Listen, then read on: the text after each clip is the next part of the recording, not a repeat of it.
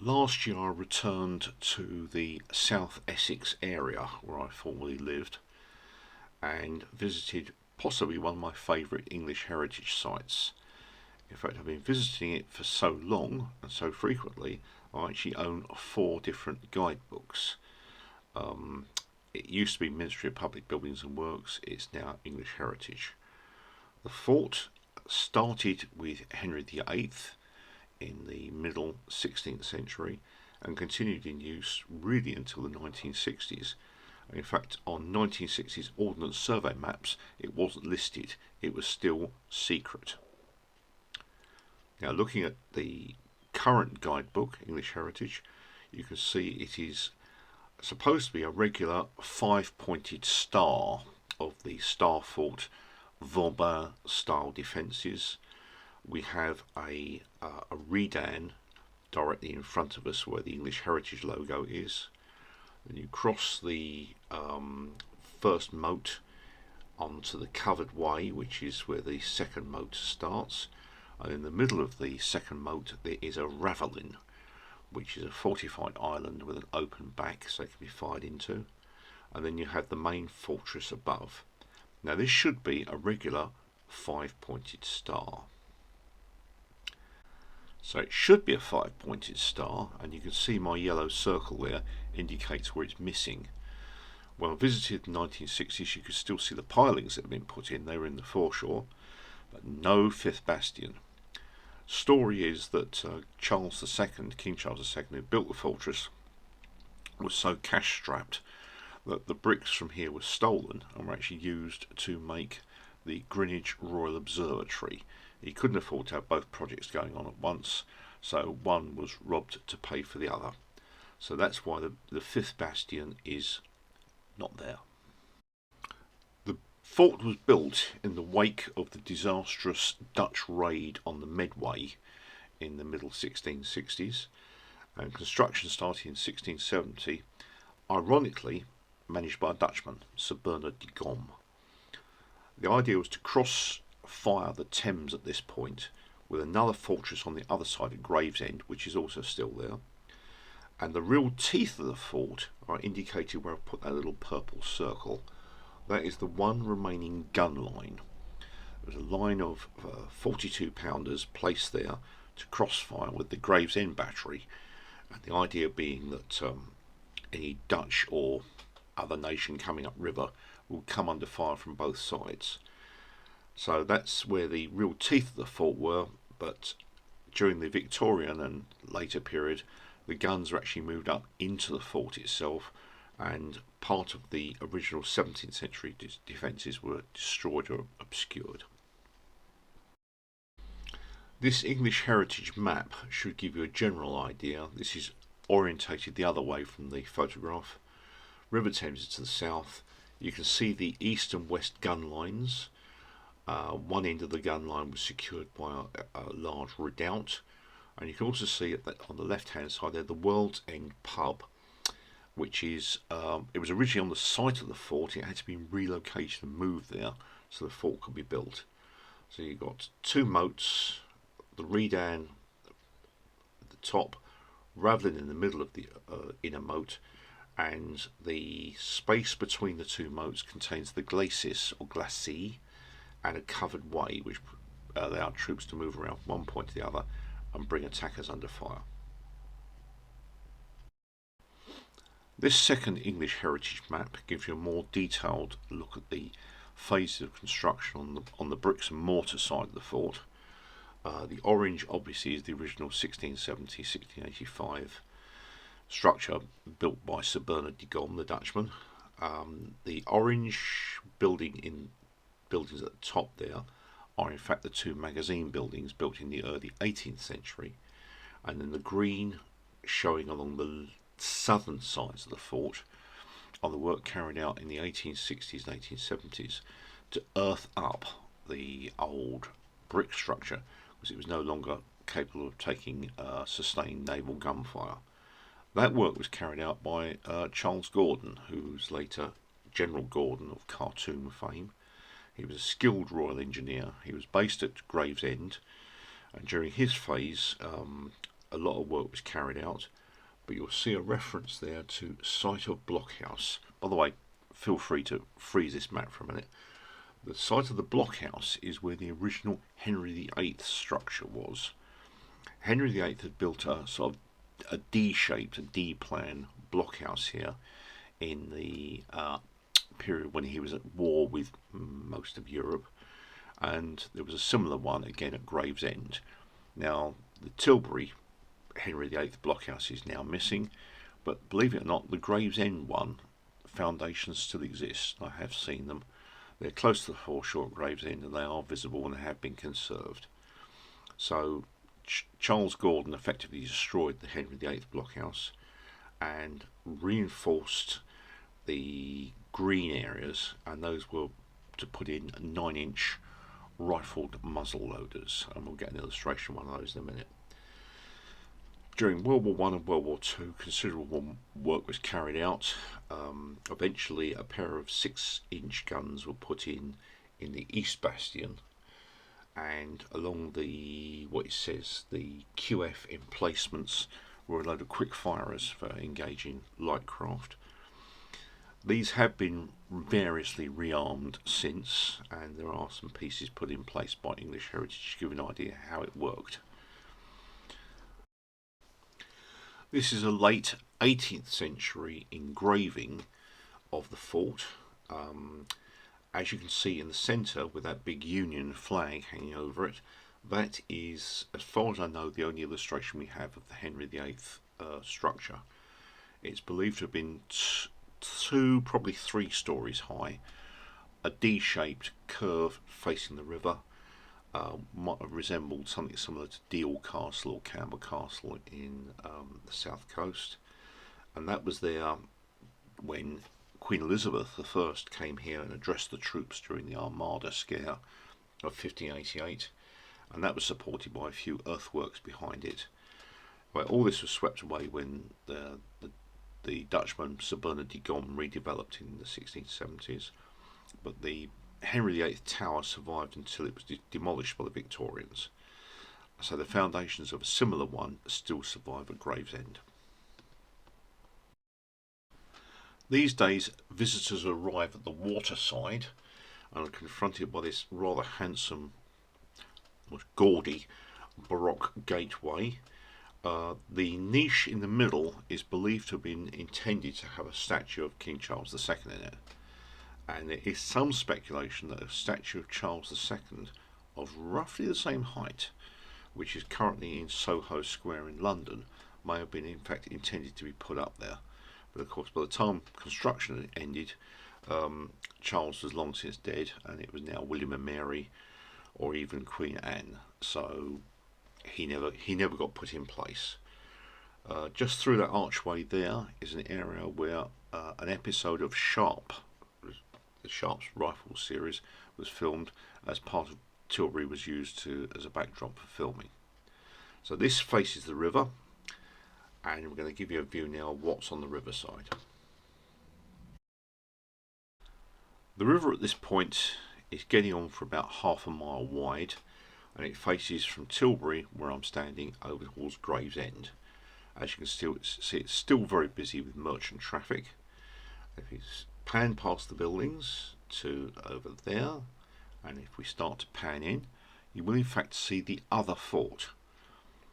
Just over there behind that white building is the new tavern, Gravesend Fort, and clearly visible above the roof of that white building and next to it there are in fact a pair of 6-inch guns. These are on somewhat restored mounts, but English Heritage does their best.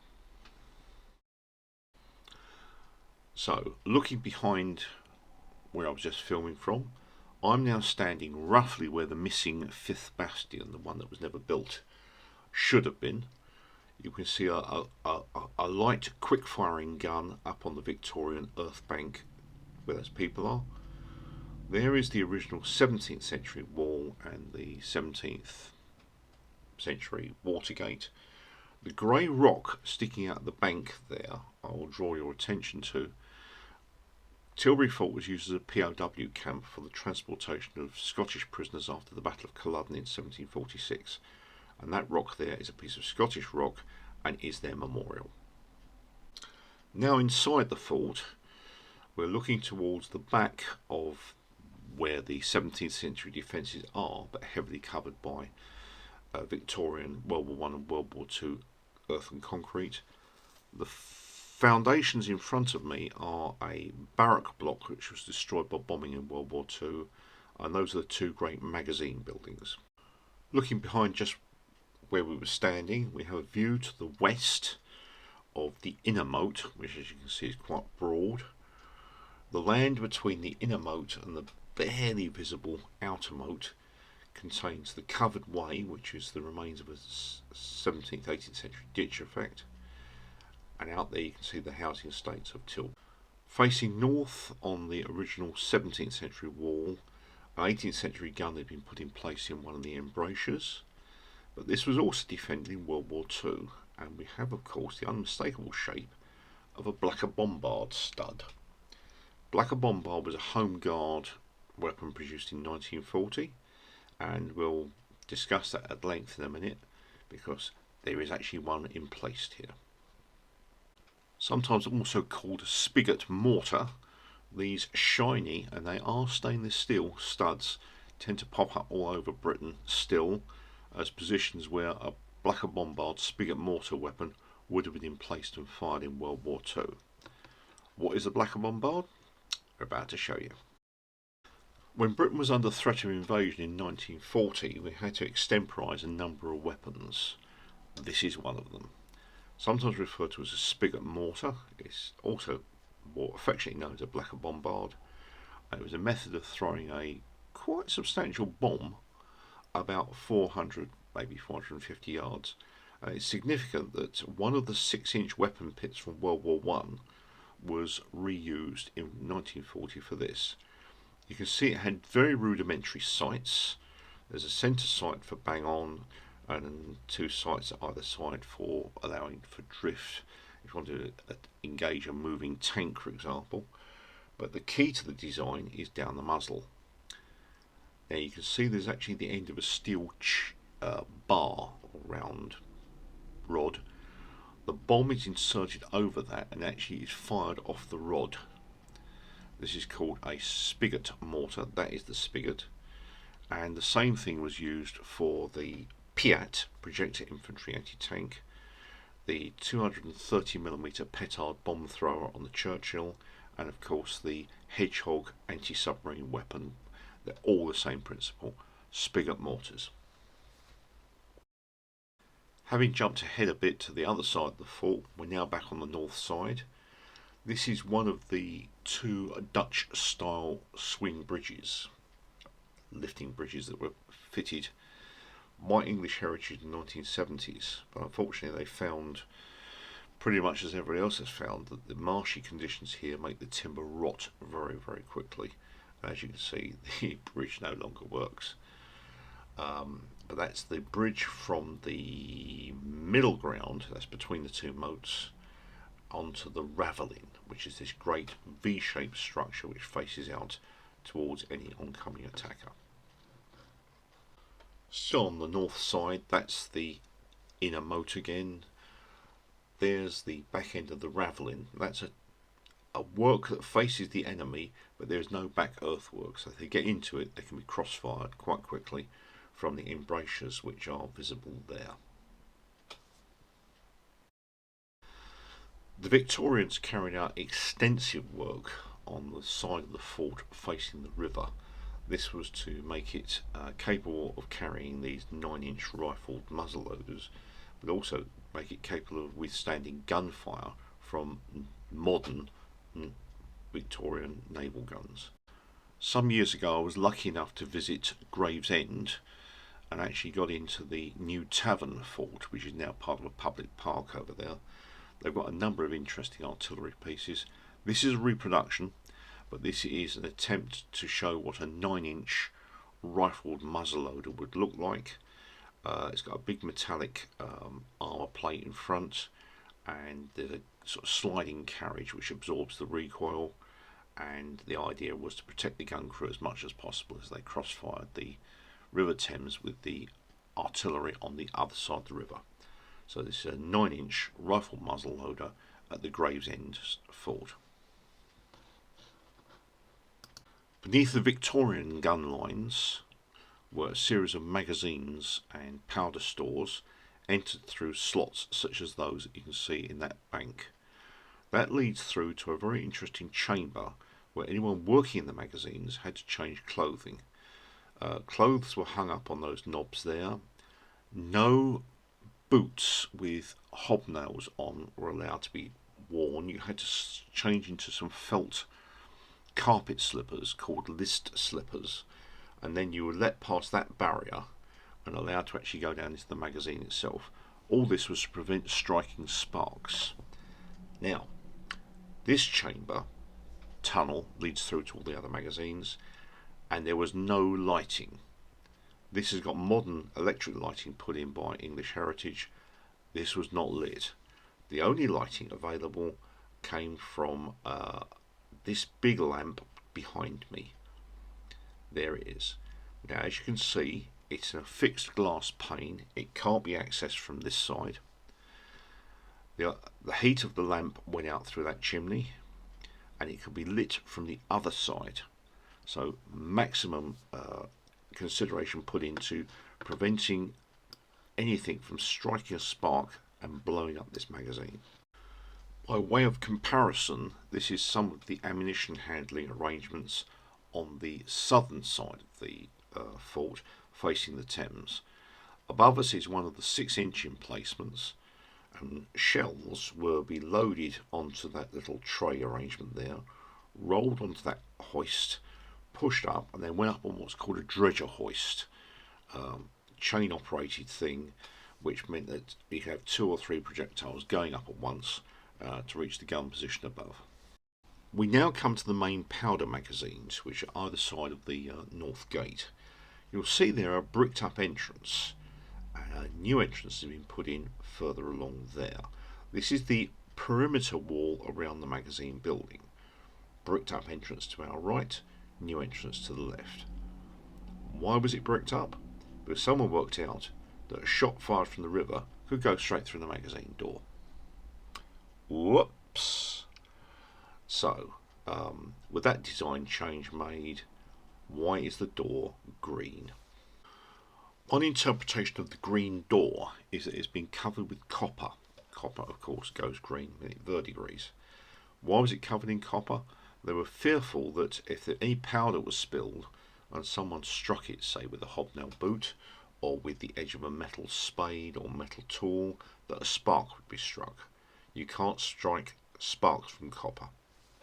The magazine walls were heavily buttressed to prevent blast from going outwards if there was an accident, and today in front of them we have some 13-inch mortar bombs from 18th or 19th century mortar.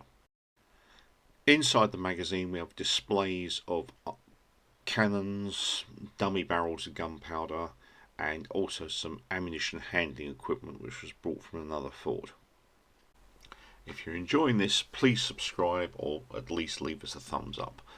Every little helps. Thank you. Outside the magazine we have the main parade ground, which unfortunately was decorated with buildings all the way through World War I and World War II, now demolished. There's a handsome set of married quarters for officers over on that side, and the pieces that you just saw are probably long 6-pounders on reproduction carriages. There are a number of pieces dotted around the site. They sometimes change. These are the long 6-pounders I just referred to on reproduction carriages. Elsewhere we have, for example, this strange pair.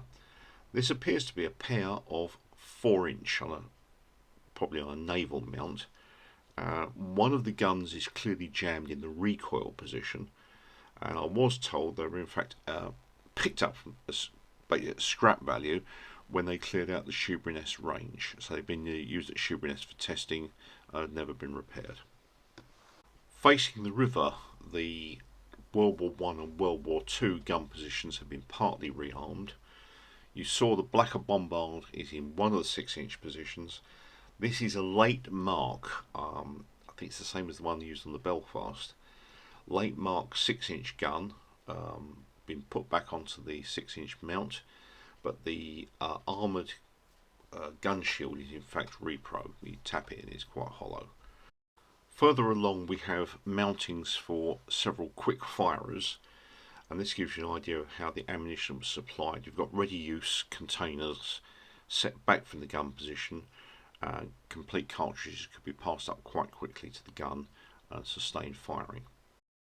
Possibly my favourite of the light quick firers is this 12-pounder. I did photograph the breech details. It's a 12-pounder, 1200 weight, manufactured in 1942, and it's such a favourite I occasionally go a little bit mad with it, and yes, I shouldn't be left in charge of Photoshop really, but there you go. Somewhat serial, but that's a 1942 12-pounder Warspite style. If you're ever passing through the South Essex area, this isn't far from the A13 trunk road, and it's not far from the Dartford crossing, the Queen Elizabeth Bridge. I thoroughly recommend it. It's a fortress for all periods, 17th century to 20th century.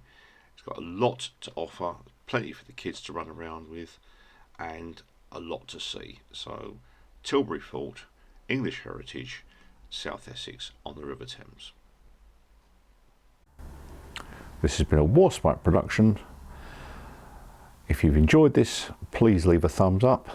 If you've really enjoyed it, please feel free to subscribe. I look forward to seeing you next time.